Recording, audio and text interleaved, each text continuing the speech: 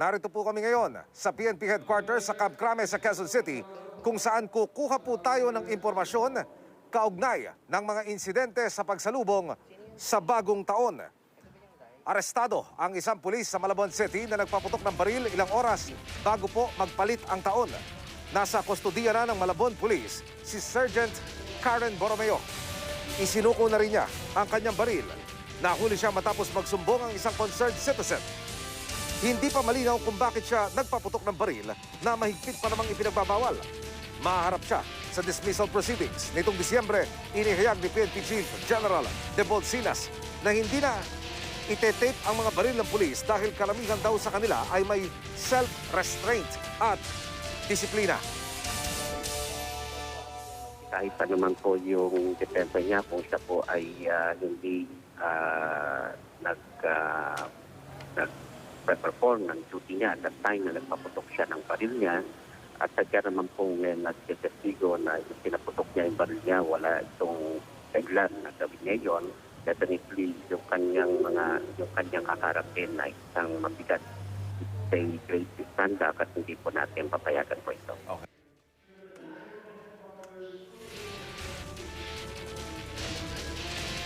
Kaugnay po ng balitang yan, kumuha tayo ng update. Makapiling natin live sa pamamagitan ng telepono si Police Colonel Angela Rejano, ang hepe ng Malabon City Police. Ma'am Angela, magandang hapon. Welcome po muli sa QRT. Magandang hapon po sa ating mga tagapakinig at sa programa po ng QRT. Ano po? Yes, ma'am. Unang-una, hingi lang po kami ng update na isailalim na po ba sa inquest proceedings ang suspect? Actually po, kaninang 1 o'clock, alauna po, nailang po namin sa City Prosecutor's Office po ng Malabon. Isinampo po namin kaso laban po kay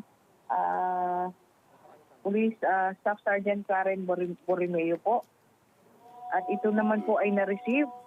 At maaari pong by Monday po, marireceive po namin ang docket number po ng naisampa po namin kaso for alarm and scandal. Ma'am Angela, bukod dito sa criminal case na kanyang kinakaharap, ano pa ho yung mga kasong administratibo naman na kanya po ang kakaharapin? Makakasuhan po siya for violation po ng grave misconduct, for indiscriminate firing or illegal discharge po ng kanyang service firearms. And sa ngayon po, ini-endorse na po namin siya for reassignment po sa regional headquarters sa admin holding po ng NCRPO. Kung sakali ho, ma'am, ano ang pinakamabigat na kaparusahan sa ganitong klase ng reklamo?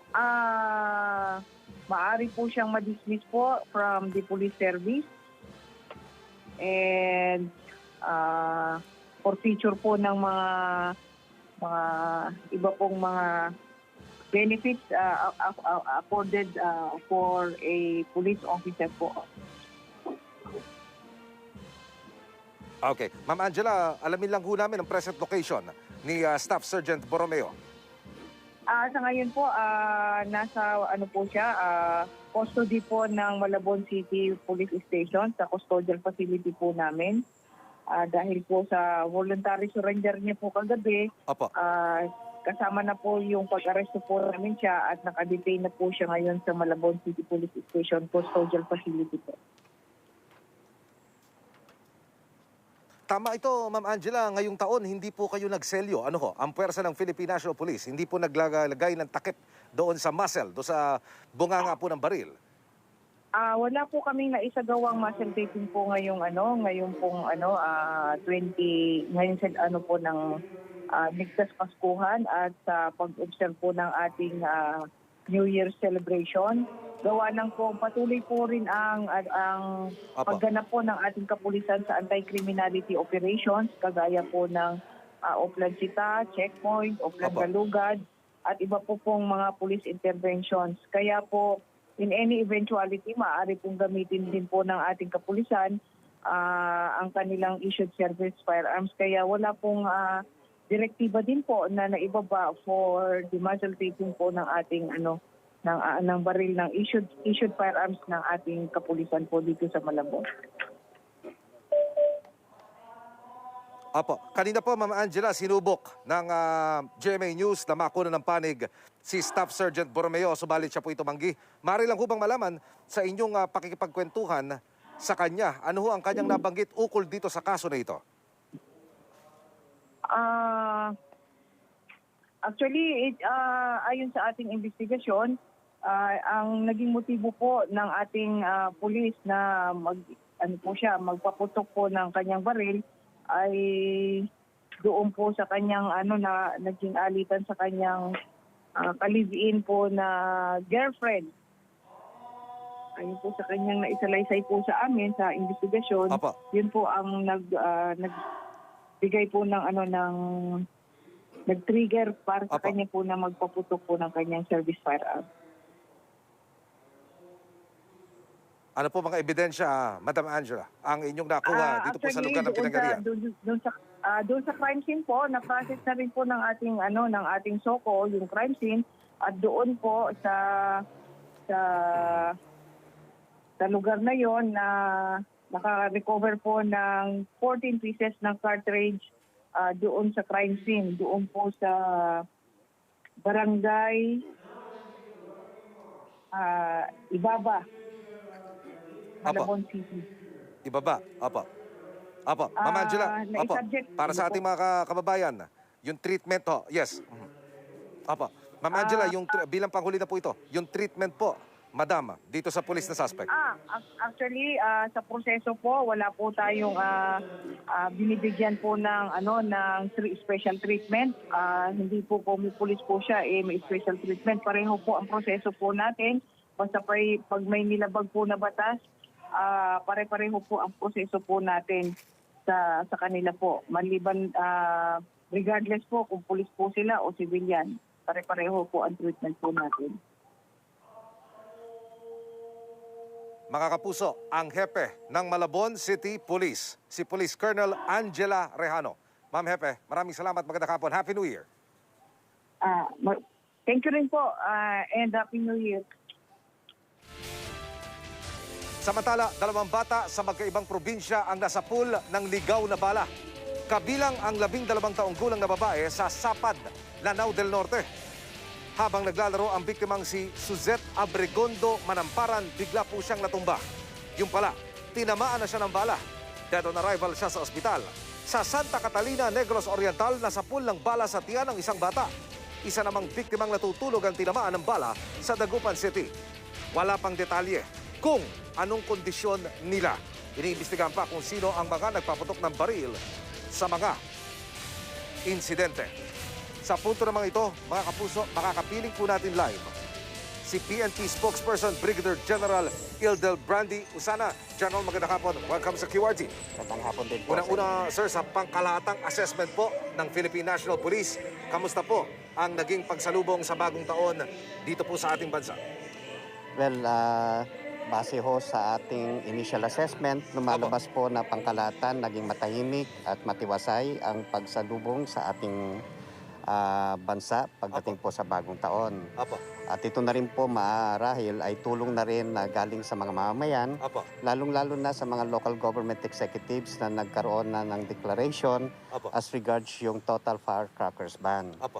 Lalo na dito po sa Metro Manila, kaya nakita ho natin mas paunti ang bilang ng mga nagpaputok, bagamat meron pa rin ho, pero sa punto po ng ating mga local government, sila naman po ipapatawan ng mga multa. Okay. General, paano nyo ikukumpara yung naging pagsalubong sa bagong taon na kagabi doon po sa mga nakalipas na New Year Revelry?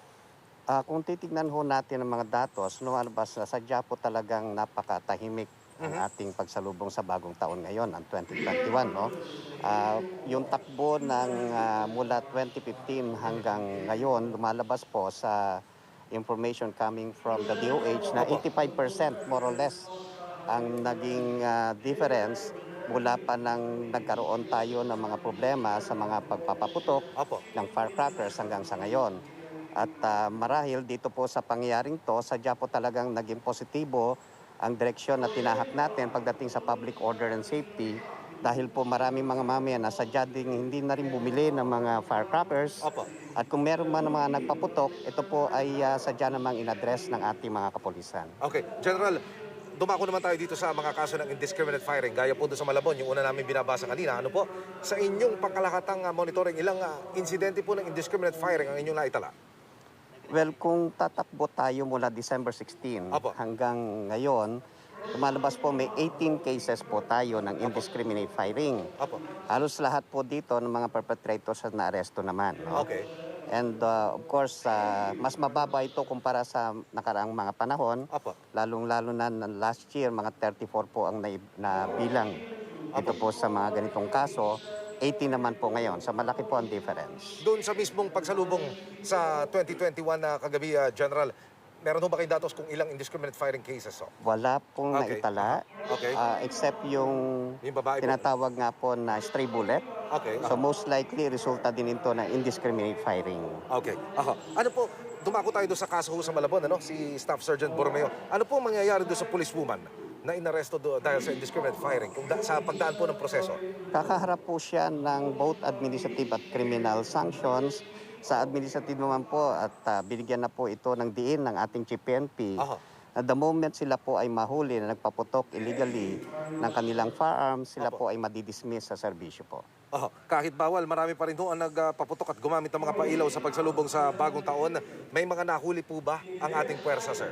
Meron po kaming mga 47 na mga apprehensions. Apa.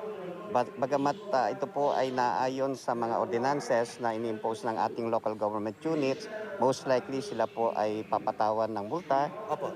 Yung Caloocan at Parañaque, meron po silang panuntunan kung sakaling sila po ay marestos, ay dadaan din po sila ng proseso na naayon sa batas po. Sa lahat po ng lugar, General, saan nyo nakikita yung may pinakamarami hong lumabag?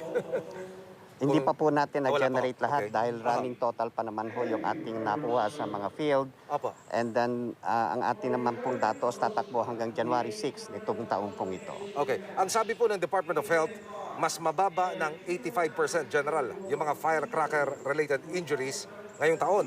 Sa hanay po ng PNP, ano ang nakita ninyong factor sa pagbaba ng bilang ng mga biktima ho nito, mga naputukan ho, etc. etc. Malaking tulong po yung nagkaroon ng resolution ng local government executives bago itong po sumapit ang bagong taon. Ibig sabihin, yung principal market ng taga Bukawi na nagbebenta po ng mga firecrackers Apo. ay sadya pong nagdulot ng matumal na bentahan. Apo. And therefore, makikita ho natin yung mga mamayan din ho talaga sadyang nag-comply naman sa karamihan ng ating mga mamayan dito sa Metro Manila. Apo. Bagamat meron pa rin naman mga nagpaputok, ito naman po in-address ng ating kapulisan by Apo. way of ensuring na yung ordinances being imposed by the government, local government units, Apo. ay sadya pong ini-implement po. General, bukod dito sa mga insidente ng indiscriminate firing, may naitala ho bang mga iba pang untoward incidents kagabi? Wala po, yun po ang kinatutuwa natin dahil pangkalahatan, wala pong nai-report na major untoward incident. Aha. At of course, nalulungkot po kami doon sa pagkamatay ng isang 12-year-old girl doon po sa Lanao Norte. At nakikidalamhati po kami sa pamilya. But rest assured na kung ano po ang mga pamamaraan para makalap ang ebidensya, bibigyan ho namin ng hustisya nangyari po sa bata. So, from sa point na ito, wala pa hong nangyayari sa investigasyon. Paano ho ba, General? Pakibrief mo lang kami. Magkakaroon po ng autopsy Okay. ang crime laboratory at pag nakuha po yung slug doon po sa bata ay isasabit po ito for cross-matching doon po sa baril kung sakaling nakaregister po yung baril. Apo. And we are hoping na kung sakali man po ito'y nakaregister sa isang tao, mauhuli po namin right away Aha. at patatawag po namin siya at kakasuhan ng both criminal and administrative din po. Sa initial information, General, meron na ho bang kahit pa paano alam na natin kung anong klaseng bala ho ito? Hindi pa rin po Hindi pa rin, natin okay. nakuha, galing po doon sa mga investigador. Apo. Maybe until tomorrow makakakuha po ng impormasyon ng ating mamamayan. January 1, baka meron ho kayong gustong iparating sa publiko, sa ating mga taga-subaybay mula ho sa Philippine National Police. Feel free. Well, pangkalahatan, napapasalamat po kami sa mga mamayan, lalong-lalo na sa mga local government executives na nag-impose ng total firecrackers ban sa buong kapuluan. At ito po ay isang indicator din na sadyatin ang mga mamayan ay sadyang compliant pagdating po sa panuntunan ito. By next year, siguro makaka-expect tayo almost 100% na wala pong insidente related sa firecrackers po. Mga kapuso, ang tagapagsalita ng Philippine National Police, si Police Brigadier General Ildebrandi Usana. General Usana, maraming salamat. Magandang hapon. Happy New Year, sir.